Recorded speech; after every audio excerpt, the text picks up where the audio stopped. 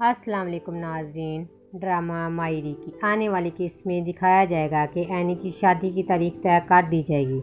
ज़हीर मौलवी साहब को बुलवाएंगे और जुमे का दिन तय होगा और ज़हीर मौलवी साहब को कहेंगे कि आपको जुमे वाले दिन निकाह के लिए आना पड़ेगा।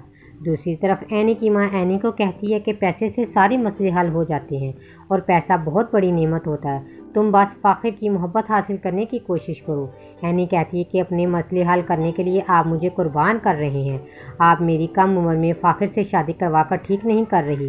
ज़हीर की बहन सारे घर वालों के सामने बात करती है कि ज़हीर भाई साहब शादी से फारिग हो जाएं तो हम भाई से अपना हिस्सा भी मांग लें, क्योंकि इसके शोहर की नौकरी चली गई है। और वो ज़हीर की बहन को कहता है कि अपने भाई से हिस्सा मांगो ताकि मैं कोई काम शुरू करूं।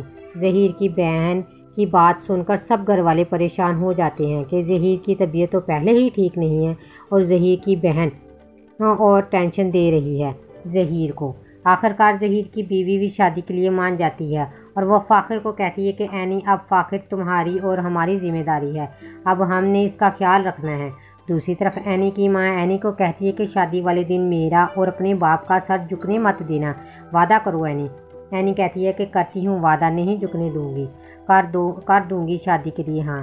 ज़हीर की माँ कहती है कि हक महर तय हो रहा है। एनी का बाप मौके का फ़ायदा उठाएगा और भाई साहब को कहेगा कि हक महर 10 लाख ठीक है, ये तय कर लें। भाई साहब और सारे घर वाले हबीब को देखते हैं कि इसे क्या हो गया है कि घर की बेटी इतना ज़्यादा हक महर लिखवा रहा है। फाइनली ज़हीर फ़ाखिर और एनी की शादी करवा तो देगा, पर फ़ाखिर शादी को सीरियस नहीं लेगा।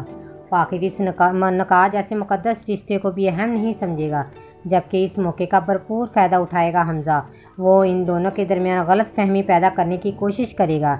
एनी एक सुलझी और समझदार लड़की है, उसे निकाह जैसे मुक़द्दस रिश्ते की अहमियत का पता है, इसलिए वो बार बार फ़ाखिर को समझाने की कोशिश करेगी कि मैं तुम्हारे निकाह में हूँ, निकाह कोई मजाक नहीं है, अब हम पहले की तरह कज़न नहीं हैं, अब हमारा निकाह हो गया है। पर फ़ाखिर इसके बावजूद लापरवाही बरतेगा। फ़ाखिर के इस तरह के रवैये की वजह से ज़हीर भी बहुत परेशान होगा। ज़हीर कहता है कि मैं तो समझा था कि फ़ाखिर वक्त के साथ साथ इस रिश्ते को समझेगा, पर ये इस रिश्ते की अहमियत को समझ ही नहीं पा रहा।